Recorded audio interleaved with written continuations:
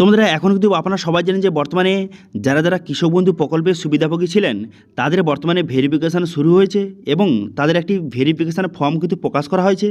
সেই ফর্মটা fill up করে তাদেরকে জমা দিতে হচ্ছে। এই ফর্মটা ফিল আপ করে যদি আপনি জমা করেন তবেই কিন্তু আপনি কৃষক বন্ধু প্রকল্পের সুবিধা পরবর্তী সময়ে পাবেন, নাহলে কিন্তু আপনার কৃষক বন্ধু প্রকল্পটা সম্পূর্ণভাবে বন্ধ কিন্তু হয়ে যেতে পারে। তো সেই জন্য যারা কিন্তু কৃষক বন্ধু প্রকল্পের সুবিধা আপনারা পেতেন তাদের কিন্তু এই ফর্মটা ফিল আপ করে জমা দিতে হবে। তো সেই জন্য আজকে দেখে দেবো এই ফর্মটা সঠিক পদ্ধতি এবং সঠিক নিয়মে আপনি ফর্মটা কীভাবে ফিল আপ করবেন তার step by step live process আপনি দেখে দেবো ফর্ম ফিল আপটা করে, এবং ফর্মের সঙ্গে কী কী ডকুমেন্টস লাগবে, ফর্মটা আপনি কোথায় জমা দেবেন, ফর্মটা জমা দেওয়ার লাস্ট ডেট কবে রয়েছে, সমস্ত কিছু জানিয়ে দেবো। এবং অনেকের কিছু কোয়েশ্চেন রয়েছে, যেমন যারা পিএম কিষাণ এবং কৃষক বন্ধু পেতেন তাদেরকে এই ফর্মটা ফিল আপ করে জমা করতে হবে কি না, অথবা স্বামী স্ত্রী যে আবেদন করতে পারবে কি না, একটা ফর্মে স্বামী স্ত্রী কি আবেদন করতে পারবে, অথবা দুজনে কি টাকা পাবে, অথবা এই যে ভেরিফিকেশান ফর্মটা ফিল আপ করে জমা করলে অন্নপূর্ণা যোজনা অথবা পরবর্তী সময় যুবশক্তি প্রকল্পের কোনো রকম কি সমস্যা হতে পারে নাকি, এবার সেটা আমরা জানিয়ে দেবো। তো সেই জন্য ভিডিওটা প্রথম থেকে শেষ পর্যন্ত অবশ্যই দেখুন মনোযোগ সহকারে, এবং আমাদের চ্যানেলে প্রথমবার ভিজিট করে থাকলে আমাদের চ্যানেলটিকে সাবস্ক্রাইব করে রাখুন এবং পাশে থেকে বেল আইকনটিকে অবশ্যই প্রেস করে রাখুন। তো চলুন আজকে ভিডিওটা শুরু করা যাক। তো দেখতে পাচ্ছেন এই যে অ্যানেক্সারি 1 বা সংযোজনী 1 যে ফর্মটা বর্তমানে যাদের কিন্তু কৃষক বন্ধু রয়েছে তাদের যে এই ভেরিফিকেশান ফর্মটা ফিল আপ করতে হচ্ছে, তো সঠিক পদ্ধতিতে কীভাবে ফিল আপ করবেন আপনাদের স্টেপ বাই স্টেপ দেখিয়ে দিই। দেখুন পুরো প্রসেসটা আপনাদের স্টেপ বাই স্টেপ লাইভ কিন্তু ফর্ম ফিল আপ করে দেখিয়ে দিচ্ছি, সেজন্য ভিডিওটা একটা লাইক করবেন এবং ভিডিওটা প্রথম থেকে শেষ পর্যন্ত দেখতে থাকুন। সর্বপ্রথম বলা হয়েছে যে কৃষক বন্ধু আইডি নম্বরটা, এই কৃষক বন্ধু আইডি নাম্বারটা কিন্তু আপনি অনলাইন থেকে খুব সহজে পেয়ে যাবেন। আপনি কৃষক বন্ধু যে অফিসিয়াল ওয়েবসাইট সেখানে গিয়ে আপনার আধার নাম্বার অথবা আপনার ভোটার নাম্বার বসিয়ে খুব সহজে আপনি সার্চ করে আপনার কৃষক বন্ধু আইডি নম্বরটা আপনি বার করে নেবেন এবং সেটা আপনি বসিয়ে দেবেন। এরপর বলা হয়েছে যে সিরিয়াল নম্বর, এটা কিন্তু আপনাকে বসাতে হবে না, এটা কিন্তু অফিস বসাবে। যখন আপনি ফর্মটা জমা করবেন তখন তারা একটি সিরিয়াল নাম্বার প্রোভাইড করে দেবে, ঠিক আছে। আচ্ছা, এবার চলে আসি 1 নম্বর পয়েন্টে কী বলা হয়েছে যে বর্তমানে কৃষক বন্ধু রেকর্ডে যে নামটা রয়েছে অথবা কৃষক বন্ধু প্রকল্পের টাকা যেই ব্যাংকে আপনি পেতেন সেই ব্যাংকের যে নামটা দেওয়া রয়েছে সেই নামটা সঠিকভাবে এখানে বসিয়ে নেবেন, ঠিক আছে। বসিয়ে নেওয়ার পর আচ্ছা, এখানে অনেকের কোশ্চেন থাকতে পারে যে এখানে যে এই যে ঘরটা এটা কারা ফিল আপ করবে। দেখুন এটা কিন্তু আপনাকে ফিল আপ করবেন না, এটা কিন্তু আপনাকে ফিল আপ করতে হবে না, অফিস কিন্তু ফিল আপ করবে। আপনি যে নামটা বসিয়েছেন সেই নামের সঙ্গে কৃষক বন্ধু প্রকল্পের যে নামটা দেওয়া রয়েছে সেই নামটা ম্যাচ করছে কিনা তারা ঠিক চিহ্ন মারবে, বাবার নাম ম্যাচ করছে কিনা ঠিক চিহ্ন মারবে, এবং অ্যাড্রেস ব্যাঙ্ক অ্যাকাউন্ট সমস্ত কিছু ম্যাচ করছে কিনা একে একে ঠিক চিহ্ন মারবে তারা, ঠিক আছে। সেই জন্য কিন্তু এখানে আপনাকে কোনো কিছু ফিল আপ করতে হবে না, অফিস কিন্তু এখানে ঠিক চিহ্ন মারবে, ওকে। আচ্ছা, এবার চলে আসি 2 নম্বর। এখানে কি বলা হয়েছে, এখানে বলা হয়েছে যে হয় পিতার নাম অথবা স্বামীর নাম কিন্তু আপনাকে বসাতে হবে। দেখুন আপনি যদি কৃষক বন্ধু প্রকল্পের আপনি আগে তো আবার ছিল আপনার নামে, সেক্ষেত্রে সেখানে কার নাম ছিল, যদি সেখানে আপনার বাবার নাম থেকে দেখে সেক্ষেত্রে আপনার বাবার নাম দেবেন, অথবা কোনো যদি মহিলা আবেদন করছে তার স্বামীর নাম ছিল কৃষক বন্ধু প্রকল্পে সেক্ষেত্রে স্বামীর জায়গায় ঠিক চিহ্ন মেরে স্বামীর নামটা বসিয়ে দেবেন, ঠিক আছে। তারপর আপনি কী করবেন, তারপর বলা যায় ঠিকানা। এখানে 3 নম্বর বলা যায় ঠিকানা, এখানে পুরো অ্যাড্রেসটা বসাতে হবে, অর্থাৎ আপনার ভিলেজ এবং পোস্ট অফিস এবং সঙ্গে কী করবেন আপনার পুলিশ স্টেশন, এই 3টি বসিয়ে নেবেন। আপনি ভিলেজ প্লাস পোস্ট অফিস লিখে দেবেন এবং এখানে পুলিশ স্টেশনের নামটা ছোটো ছোটো করে লিখে দেবেন, ঠিক আছে। এইভাবে কিন্তু ছোটো ছোটো লিখে দেবেন, কোনো রকম সমস্যা নেই। এরপর কী বলা হয়েছে, এরপর বলা হয়েছে জেলা, এখানে জেলার নামটা কিন্তু বসাতে হবে, ডিস্ট্রিক্টের নাম বসাতে হবে। সেই জন্য আপনি কী করবেন, আপনার যে ডিস্ট্রিক্ট রয়েছে সেই ডিস্ট্রিক্টের নামটা সঠিকভাবে কিন্তু আপনি বসিয়ে দেবেন। আচ্ছা, এখানে খুবই গুরুত্বপূর্ণ, অনেকে বলছিল যে এখানে কিসে ফিল আপ করবো। দেখুন সবগুলো ইংলিশে ফিল আপ করবেন এবং সঙ্গে বড় হাতের অক্ষর কিন্তু ফিল আপ করবেন, তাহলে কিন্তু সবথেকে ভালো হয়, ওকে। তারপর কি বলা হয়েছে, তারপর বলা হয়েছে ব্লক, এখানে ব্লকের নামটা বসাতে হবে। সেই জন্য ব্লকের নামটা সঠিকভাবে আপনি ইংলিশে কিন্তু এইভাবে লিখে দেবেন, ঠিক আছে। তারপর আপনি কী করবেন, তারপরে বলা হয়েছে যে গ্রাম পঞ্চায়েত, এখানে গ্রাম পঞ্চায়েতের নামটা লিখতে হবে। সেই জন্য আপনি কী করবেন, আপনার যে গ্রাম পঞ্চায়েত রয়েছে সেই গ্রাম পঞ্চায়েতের নামটা সঠিকভাবে কিন্তু আপনি ইংলিশে বড় হাতের অক্ষরে সঠিকভাবে এখানে কিন্তু লিখে দেবেন, ঠিক আছে। লিখে দেওয়ার পর তারপর কি বলা হয়েছে, তারপর বলা হয়েছে যে মৌজা বা গ্রামের নাম, এখানে আপনার মৌজার নাম অথবা আপনার গ্রামের নামটা সেটাও কিন্তু আপনাকে সঠিকভাবে কিন্তু লিখে দিতে হবে। সবগুলো কিন্তু সঠিকভাবে লিখবেন, কারণ কিন্তু যদি কৃষক বন্ধু প্রকল্পে যে রেকর্ডে যেই সব ডিটেলস রয়েছে এবং এখানে যে ডিটেলসগুলি বসাচ্ছেন এটা যদি আলাদা হয়ে থাকে সেক্ষেত্রে কিন্তু অনেক রকমের সমস্যা কিন্তু পড়ে যেতে পারেন, সেক্ষেত্রে কিন্তু ভেরিফিকেশান নাও হতে পারে, এমনকি আপনার ভেরিফিকেশান ফর্মটা বাতিল কিন্তু হয়ে যেতে পারে। সেই জন্য সঠিকভাবে ডিটেলসগুলি বসাবেন। আচ্ছা, এবার বলা হয়েছে যে বেনিফিশিয়ারি ডিটেলস, এখানে ব্যাংকের ডিটেলস কিন্তু বসাতে হবে। তো সেই জন্য কী করবেন, এখানে ব্যাংকের নাম এবং শাখার নাম কিন্তু প্রথম বসাতে হবে। সেই জন্য ব্যাংকের নাম এখানে শর্ট ফর্ম লিখে দেবেন, লিখে দেওয়ার পর তারপর শাখার নামটা এখানে সঠিকভাবে লিখে দেবেন। ঠিক আছে, সবগুলো এখানে ছোটো ছোটো করে এইভাবে লিখে দেবেন। ব্যাংকের পুরো নাম লেখার দরকার নেই, শর্ট ফর্ম লিখে দেবেন, কোনো সমস্যা নেই, এবং কমা দিয়ে তারপর শাখার নামটা লিখে দেবেন। এরপরে বলা হয়েছে যে ব্যাংকের আইএফসি কোড, এখানে ব্যাংকের আইএফসি কোডটা সঠিকভাবে লিখে দেবেন। আপনার যেই ব্যাংকের অ্যাকাউন্টটা রয়েছে, যেই ব্যাংকে আপনি কৃষকবন্ধু প্রকল্পের টাকা পেতেন, সেই ব্যাংকের ডিটেলস কিন্তু অবশ্যই কিন্তু সঠিকভাবে বসিয়ে নেবেন। ঠিক আছে, এবং এই ব্যাংকের জন্য ডিবিটি লিঙ্কটা থাকে, এই বিষয়ে একটু খেয়াল রাখবেন, কারণ পরবর্তী সময় টাকা পাওয়ার জন্য ডিবিটি লিঙ্কটা অবশ্যই থাকতে হবে। এরপর বলা হয়েছে ব্যাংক অ্যাকাউন্ট নম্বর, এখানে ব্যাংকের অ্যাকাউন্ট নাম্বারটা সঠিকভাবে কিন্তু পুরোটা আপনি সঠিকভাবে বসিয়ে দেবেন। ঠিক আছে, আপনার ব্যাংকের যে অ্যাকাউন্ট নাম্বারটা লিখে দেবেন, লিখে দেওয়ার পর এরপরে কী বলা হয়েছে, এরপর বলা হয়েছে যে আধার সংযুক্ত মোবাইল নম্বর, অর্থাৎ যে আধার লিঙ্ক মোবাইল নম্বর, আধার কার্ডে যেই মোবাইল নাম্বারটা লিঙ্ক রয়েছে আপনার, সেই মোবাইল নাম্বারটা সঠিকভাবে বসিয়ে দেবেন। এবার আধার কার্ডের সঙ্গে আপনার কোন মোবাইল নাম্বার লিঙ্ক রয়েছে, সেই মোবাইল নাম্বারটা সঠিকভাবে বসিয়ে দেবেন। বসিয়ে দেওয়ার পর এরপর কী বলা হয়েছে, এরপর বলা হয়েছে যে আধার নম্বর, আপনার আধার কার্ডের নাম্বারটা সঠিকভাবে কিন্তু লিখে দেবেন। ঠিক আছে, এবং অবশ্যই একটু চেক করে নেবেন। এবং এখানে একটা কথা বলে রাখি, আপনি যে আপনার আধার নাম্বারটা বসাচ্ছেন, সেই আধার কার্ডটা বর্তমানে অ্যাক্টিভ রয়েছে কিনা আপনি অনলাইনে গিয়ে কিন্তু অবশ্যই চেক করে নেবেন, এটা খুবই গুরুত্বপূর্ণ। আচ্ছা, এরপর বলা হয়েছে এপিক নম্বর, অর্থাৎ আপনার ভোটার কার্ডের নাম্বারটা বসিয়ে দেবেন। বসিয়ে দেওয়ার পর এসি নম্বর, অর্থাৎ অ্যাসেম্বলি, যাকে বলা হয় যে বিধানসভা ক্ষেত্র, বিধানসভা ক্ষেত্রের নাম্বারটা বসিয়ে নেবেন। বসিয়ে নেওয়ার পর পান নম্বর বা অংশ নম্বর, বা যাকে বলা হয় যে বুথ নম্বর, যেখানে আপনি ভোট দিয়ে গিয়েছিলেন, সেই বুথ নাম্বারটা বসিয়ে নেবেন। তারপরে সিরিয়াল নাম্বারটা বসিয়ে নেবেন। এগুলো আপনি কোথা থেকে পাবেন, এগুলোও কিন্তু আপনি খুব সহজে অনলাইনে আপনি খুব সহজে পেয়ে যাবেন। ভোটার কার্ডের যে অফিসিয়াল ওয়েবসাইট, সেখানে গিয়ে আপনার ভোটার নাম্বার বসিয়ে খুব সহজে আপনি কিন্তু এই যে এসি নম্বর, পান নম্বর, সিরিয়াল নম্বর এগুলো পেয়ে যাবেন। তারপর সেখান থেকে সঠিক ডিটেলসগুলি এখানে সঠিকভাবে বসিয়ে দেবেন। আচ্ছা, এরপরে কী বলা হয়েছে, এরপর বলা হয়েছে যে এসআইআর 2026-এর ভোটের জন্য এএসডিডি তালিকায় আপনার নাম কি রয়েছে, অর্থাৎ ভোটার যে অ্যাবসেন্ট লিস্টে, যে যারা যারা কিন্তু এসআরের সময় অনুপস্থিত ছিলেন, যারা যারা কিন্তু 2026 সালে যে এসআর হয়েছিল, যারা যারা অনুপস্থিত ছিলেন বা অ্যাবসেন্ট ছিলেন, তাদের একটি লিস্ট কিন্তু প্রকাশ করা হয়েছিল। সেই লিস্টে আপনার নাম রয়েছে, যদি থেকে থেকে ইয়েস করবেন, অন্যথায় নো লিখে দেবেন। এরপর বলা হয়েছে যে এসআর ট্রাইব্যুনালের জন্য আপনি কি আবেদন করেছিলেন এবং এখন পর্যন্ত কি পেন্ডিং হয়ে আছে, যদি পেন্ডিং থাকে সেক্ষেত্রে ইয়েস করবেন, অন্যথায় নো কিন্তু লিখে দেবেন। তারপরে বলা হয় যে সিএতে কি আপনি আবেদন করেছিলেন এবং এখন মতো পেন্ডিং হয়ে আছে, যদি পেন্ডিং থেকে থাকে সেক্ষেত্রে ইয়েস করবেন, অন্যথায় নো আপনি লিখে দেবেন।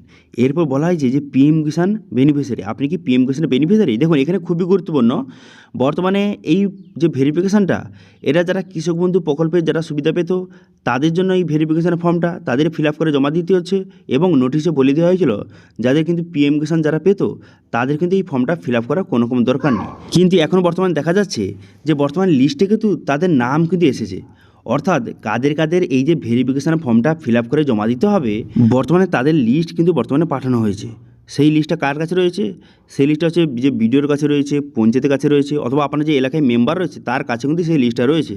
এবার সেখানে দেখা যাচ্ছে যারা যারা কিন্তু পিএম কিষাণ এবং কৃষক বন্ধু পেতেন, তাদের মধ্যে অনেকের নাম কিন্তু সেই লিস্টে এসেছে।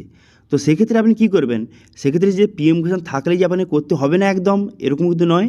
লিস্টে যদি আপনার নাম এসে থাকে সেক্ষেত্রেও আপনাকে এই ফর্মটা ফিল আপ করে আপনাকে জমা দিতে হবে। সেই জন্য যদি আপনি পিএম কিষাণ এবং কৃষক বন্ধু প্রকল্পের সুবিধা পান, এবার আপনার লিস্টের নামটা এসেছে কিনা আপনি একবার খোঁজ নেবেন, আপনার যে মেম্বার রয়েছে তার কাছে গিয়ে কিন্তু আপনি খোঁজ নেবেন। এবার সেখানে যদি আপনার নামটা থেকে থাকে সেক্ষেত্রে কিন্তু ফর্মটা ফিল আপ করে আপনাকে জমা দিতে হবে। ঠিক আছে, বোঝা গেল কাদের জমা দিতে হবে, কাদের জমা দিতে হবে না। এবং যেহেতু আপনি পিএম কিষাণ পাচ্ছেন সেক্ষেত্রে আপনি ইয়েস লিখবেন। ঠিক আছে, আচ্ছা, এবার এখানে বলা হয়েছে যে আপনার পেশা, বর্তমানে আপনি কী কাজ করেন কি, এখান থেকে সেটা আপনি লিখিয়ে দেবেন। যদি আপনি ফার্মার হয়ে থাকে সেক্ষেত্রে ফার্মার লিখবেন।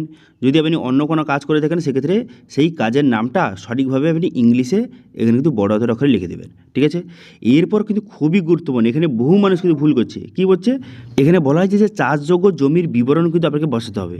সেই জন্য আপনি কী করবেন, এখানে বলা হয়েছে জেল নাম্বার, এখানে কিন্তু জেল নাম্বারটা আপনি সঠিক বসিয়ে নেবেন। এখানে জেল নাম্বারটা সঠিক বসিয়ে নেওয়ার পর তারপর খতিয়ান নাম্বার, এগুলো কিন্তু রেকর্ডে আপনি পেয়ে যাবেন। ঠিক আছে, খতিয়ান নাম্বারটা সঠিক বসিয়ে নেবেন। এবার অনেকগুলি খতিয়ান নাম্বার থাকলে আপনি কমা কমা দিয়ে খতিয়ান নাম্বারগুলি লিখে দেবেন। তারপরে বলা হয়েছে দাগ নম্বর, এখানে জমির দাগ নম্বরটা বসাতে হবে। এবার যদি অনেকগুলি দাগ নম্বর থেকে থাকে সেক্ষেত্রেও কিন্তু কমা কমা দিয়ে দিয়ে আপনি দাগ নম্বর বসিয়ে নেবেন। এবার কিন্তু যাদের অনেকগুলি দাগ নম্বর রয়েছে তারা কিন্তু মেন 4-5টি দাগ নম্বর বসিয়ে দেবেন। ঠিক আছে, এরপর জমির পরিমাণ, চাষযোগ্য জমির পরিমাণটা এখানে আপনি করে লিখে দেবেন। তারপর বলা হয়েছে যে আর তারিখ, বর্তমানে কিন্তু 2026 সালের বর্তমান রেকর্ডটা আপনি অনলাইন থেকে ডাউনলোড করবেন এবং সেখানে যে খতিয়ানের তারিখটা দেওয়া রয়েছে সেই তারিখটা কিন্তু লিখে দেবেন। ঠিক আছে, সঠিকভাবে তারিখটা লিখে দেবেন। এইভাবে লিখে দেওয়ার পর তারপর আপনি কী করবেন, তারপর বলা হয়েছে যে জমির টাইপটা কিন্তু আপনাকে এখানে বসাতে হবে, যে জমিটা কি আপনার নামে কীভাবে হয়েছে, জমিটা কি আপনি কিনেছেন নাকি উত্তরাধিকার সূত্রে আপনার নামে হয়েছে নাকি ট্রান্সফার হয়েছে, যেটা আপনার ক্ষেত্রে হয়ে থাকে সেটা আপনি এখান থেকে সঠিকভাবে লিখে দেবেন। ঠিক আছে, ইংলিশে লিখে দেবেন।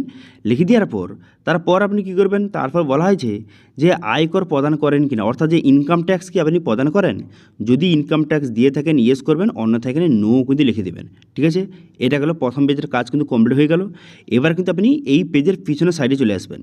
এখানে কিন্তু বলা হয়েছে যে স্বামী বা স্ত্রীর বিবরণ, যদি কোনো পুরুষ আবেদন করছেন সেক্ষেত্রে এখানে তার স্ত্রীর ডিটেলস বসাতে হবে, অথবা কোনো যদি মহিলা আবেদন করছেন এখানে তার স্বামীর ডিটেলস কিন্তু বসাতে হবে। ঠিক আছে, তো সেই জন্য আপনি কী করবেন, এখানে নেম অফ স্পাউস, এখানে আপনার স্ত্রীর নামটা লিখে দিবেন।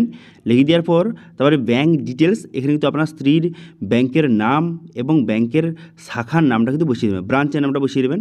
আপনার স্ত্রীর কিন্তু ডিটেলস কিন্তু এখানে বসাতে হবে, সবগুলো স্ত্রীর ডিটেলস। সেই জন্য আপনার স্ত্রীর এখানে ব্যাংকের নাম এবং ব্যাংকের শাখার নাম, ব্রাঞ্চের নামটা বসিয়ে দেবেন। বসিয়ে দেওয়ার পর আইএফসি কোড, ব্যাংকের আইএফসি কোডের এখানে ডিটেলসটা বসিয়ে দেবেন সঠিকভাবে। বসিয়ে দেওয়ার পর তারপরে কিন্তু ব্যাংকের যে অ্যাকাউন্ট নাম্বারটা বসিয়ে দেবেন সঠিকভাবে, ব্যাংকের অ্যাকাউন্ট নাম্বার বসিয়ে দেওয়ার পর তারপর আপনি কী করবেন, আপনার স্ত্রীর আধার কার্ডের সঙ্গে কোন মোবাইল নাম্বার লিঙ্ক রয়েছে সেই মোবাইল নাম্বারটা বসিয়ে দেবেন। বসিয়ে দেওয়ার পর আপনার স্ত্রীর এখানে আধার কার্ডের নাম্বারটা সঠিকভাবে কিন্তু বসিয়ে দেবেন। আধার কার্ড নাম্বারটা সঠিক বসিয়ে দেওয়ার পর তারপর আপনি কী করবেন, তারপর কিন্তু এপিক নাম্বার অর্থাৎ ভোটার কার্ডের নাম্বারটা সঠিক বসিয়ে দেবেন। বসিয়ে দেওয়ার পর তারপর এখানে যে এসি নম্বর, পার নম্বর, সিরিয়াল নম্বর একে একে সমস্ত ডিটেলস কিন্তু বসিয়ে দেবেন। আচ্ছা, এখানে যারা সিঙ্গেল, যারা কিন্তু আনম্যারিড, তাদের কিন্তু এখানে কোনো রকম ডিটেলস বসানোর দরকার নেই এই পিছনের পেজে। ঠিক আছে, আচ্ছা এবার এখানে বলা হয়েছে যে কেবিএন সুবিধাভোগী, এর মানে হচ্ছে আপনার স্ত্রীও কি কৃষকবন্ধু প্রকল্পের সুবিধা পান। যদি আপনার স্ত্রী কৃষকবন্ধু প্রকল্পের সুবিধা পান সেক্ষেত্রে এখানে ইয়েস লিখবেন, অন্যথায় নো লিখে দেবেন। আচ্ছা, এখানে অনেকে কোশ্চেন, যদি স্বামী স্ত্রী উভয় কৃষকবন্ধু প্রকল্পের সুবিধা পেত সেক্ষেত্রে দুজনকে কি আলাদাভাবে ফর্ম ফিল আপ করতে হবে না এই একটা ফর্ম ফিল আপ করে দিলেই কিন্তু হয়ে যাবে। দেখুন, যদি আপনার পরিবারে আপনি এবং আপনার স্ত্রী কৃষকবন্ধু প্রকল্পের সুবিধা পেতেন সেক্ষেত্রে আপনাকে আলাদাভাবে ফর্ম ফিল আপ করার কোনো রকম দরকার নেই।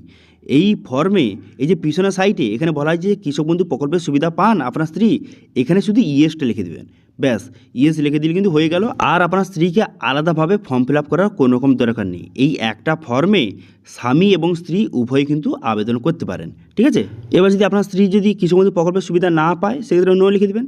আচ্ছা, এবার বলা হয়েছে যে 2026 সালে এএসডিডি তালিকায় আপনার স্ত্রীর নাম রয়েছে কিনা, এখানে ইয়েস নো লিখবেন। তারপরে বলা হয়েছে যে বর্তমানে যে এসআর ট্রাইব্যুনালে আপনার স্ত্রীকে আবেদন করেছিল এবং এখনও মতো যদি পেন্ডিং থেকে থাকে সেক্ষেত্রে ইয়েস করবেন, অন্যথায় নো লিখবেন।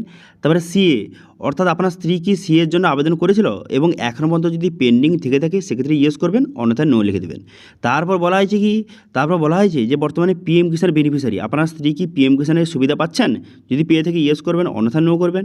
এবার বলা হয়েছে যে পেশা, আপনার স্ত্রী বর্তমানে কি কাজ করে, কি যদি আপনার স্ত্রী হাউস ওয়াইফ হয়ে থাকে সেক্ষেত্রে হাউস ওয়াইফ লিখবেন, যদি অন্য কোনো কাজ করে থাকেন সেক্ষেত্রে সেই কাজের নামটা কিন্তু লিখবেন। ঠিক আছে, সম্পূর্ণ ফর্ম ফিল আপটা আপনার দেখিয়ে দিলাম। এরপর এখানে দেখতে পাচ্ছেন যে অঙ্গীকারপত্র, এখানে বলা হয়েছে আপনি যে ডিটেলসগুলি বসিয়েছেন এগুলো আপনি নিজ জ্ঞানে কিন্তু বসিয়েছেন এবং যদি কোনো কিছু ভুলভাল বসান সেক্ষেত্রে কিন্তু আপনার বিরুদ্ধে আইনি ব্যবস্থা নেওয়া হতে পারে, সেই জন্য সম্পূর্ণ সঠিক ডিটেলসগুলি বসাবেন। এবার এখানে বলা হয়েছে যে সিগনেচার অফ বেনিফিশিয়ারি, এখানে আপনারা সিগনেচার করে দেবেন, ব্যাস আর আপনাকে কোনো কিছু করতে হবে না। এগুলো কিন্তু অফিস ফিল আপ করবে, এই দেখতে পাচ্ছেন যে অ্যাকনলেজমেন্ট, এগুলো কিন্তু অফিস কিন্তু ফিল আপ করে এই যে অ্যাকনলেজমেন্ট রিসিপ্টটা কেটে কিন্তু আপনাকে প্রোভাইড করে দেবে। ঠিক আছে, আচ্ছা এখানে অনেকে কোশ্চেন থাকতে পারে যে এই ফর্মের সঙ্গে কী কী ডকুমেন্টস অ্যাটাচ করব। দেখুন, এই ফর্মের সঙ্গে আপনার আধার কার্ডের জেরক্স, আপনার স্ত্রীর আধার কার্ডের জেরক্স, আপনার ভোটার কার্ডের জেরক্স, আপনার স্ত্রীর ভোটার কার্ডের জেরক্স, আপনার ব্যাঙ্ক অ্যাকাউন্টের জেরক্স এবং আপনার স্ত্রীর ব্যাঙ্ক অ্যাকাউন্টের জেরক্স, এবং বর্তমানে 2026 সালে যে আপডেট যে রেকর্ডটা আপনি অনলাইন থেকে ডাউনলোড করেছেন সেটাও কিন্তু এই ফর্মের সঙ্গে অ্যাটাচ করবেন। এবং সঙ্গে কিছু কিছু জায়গায় কিন্তু বর্তমানে জমির ট্যাক্স কিন্তু নিচ্ছে, যে পঞ্চায়েতের ট্যাক্স হয় সেটা কিন্তু জমা নিচ্ছে, সেক্ষেত্রে আপনার এলাকায় যদি পঞ্চায়েত ট্যাক্স যদি এর সঙ্গে অ্যাটাচ করে জমা দিতে হয় সেক্ষেত্রে আপনি জমা করবেন 2026 সালের ট্যাক্সটা। এবং খুবই গুরুত্বপূর্ণ, সবগুলো ডকুমেন্টসের নিচে কিন্তু আপনাকে সিগনেচার করতে হবে। আপনার ডকুমেন্টসের নিচে আপনি সিগনেচার করবেন, আপনার স্ত্রীর ডকুমেন্টসের নিচে আপনার আপনার স্ত্রী কিন্তু সিগনেচার করে এই ফর্মের সঙ্গে ডকুমেন্টসগুলি অ্যাটাচ করে আপনাকে জমা করতে হবে। কোথায় জমা করবেন? বর্তমানে কিন্তু আপনার এলাকায় যে বিডিও অফিসে কিন্তু ফর্মটা জমা নেওয়া হচ্ছে, সেখানে আপনি গিয়ে কিন্তু ফর্মটা জমা করে দেবেন। লাস্ট ডেট কত রয়েছে? লাস্ট ডেট বর্তমানে 30শে জুলাই। 30শে জুলাই পর্যন্ত কিন্তু লাস্ট ডেট রয়েছে। এর মধ্যে কিন্তু ফর্মটা ফিল আপ করে যত শীঘ্রই সম্ভব আপনি ফর্মটা জমা করে দেবেন। ঠিক আছে, আশা করি বুঝতে পারছেন বর্তমানে যে কৃষক বন্ধু যে ভেরিফিকেশন ফর্মটা আপনি কীভাবে ফিল আপ করবেন তার step by step live process আপনাকে দেখিয়ে দিলাম ফর্ম ফিল আপ করে। এবং সঙ্গে এখানে অনেকে কোশ্চেন যে বর্তমানে এই যে ফর্মটা ফিল আপ করে জমা করে দিলে কি অন্নপূর্ণা যোজনার টাকা বন্ধ হয়ে যাবে নাকি, অথবা পরবর্তী সময় যুবশক্তি প্রকল্পের টাকা পাবো? তো দেখুন, এই কৃষক বন্ধু ভেরিফিকেশান ফর্মের সঙ্গে যে অন্নপূর্ণা বা যুবশক্তি প্রকল্পের কোনো রকমের কিন্তু সম্পর্ক নেই। তো সেক্ষেত্রে এই প্রকল্পের যেহেতু আপনি সুবিধা পেতেন, কৃষক বন্ধু প্রকল্পের সুবিধা পেতেন, তো সেই জন্য ভেরিফিকেশান চলছে, সেই জন্য এই ফর্মটা ফিল আপ করে যত শীঘ্রই সম্ভব জমা করে দিন। এই ফর্মটা জমা করলে আপনার যে অন্নপূর্ণা যোজনা অথবা পরবর্তী সময় যে যুবশক্তির কোনো রকম সমস্যা হবে না। ঠিক আছে, তো এটি ছিল আজকে আপডেট। ভিডিও ভালো থাকলে ভিডিওকে লাইক করবেন এবং ভিডিও কিন্তু বন্ধুর সঙ্গে শেয়ার করে দেবেন। এবং আমাদের চ্যানেলে প্রথমবার ভিজিট করে থাকলে আমাদের চ্যানেলটিকে সাবস্ক্রাইব করে রাখুন এবং পাশে থেকে বেল আইকনটিকে অবশ্যই প্রেস করে রাখুন। আজকে ভিডিওটা এই পর্যন্ত, দেখা হচ্ছে নেক্সট ভিডিওতে। Thank you.